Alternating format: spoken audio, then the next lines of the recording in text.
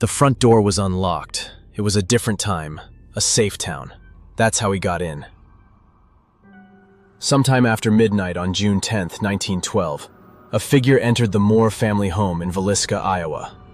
He knew exactly where to go. He took the family's own axe from the shed. He walked past the first-floor bedroom where two young guests, the Stillinger sisters, were sleeping. He went upstairs. He entered the parents' room first. Josiah and Sarah Moore were bludgeoned to death in their bed. Next, he moved to the children's room. Their 4 children, Herman, Catherine, Boyd, and Paul, were murdered as they slept. Then, he went back downstairs. He killed the 2 Stillinger sisters. The violence was absolute, but then, something even more chilling happened. The killer didn't flee. He stayed in the house for hours.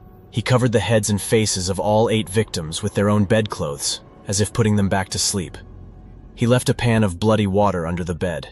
He left a slab of bacon on the floor. He left the murder weapon, the axe, leaning against the wall inside the children's room.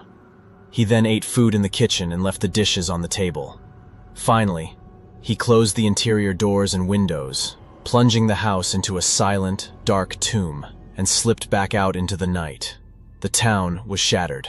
The investigation was a disaster. The crime scene was contaminated by townspeople before law enforcement could secure it. Suspicion fell on a traveling preacher, a suspect who was later acquitted.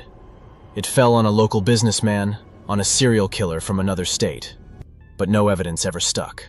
Over a century later, the question remains: who could have committed such a calculated, brutal act, and then felt comfortable enough to spend hours inside the house, performing these bizarre, ritualistic acts afterward? The case was never closed. It was just abandoned.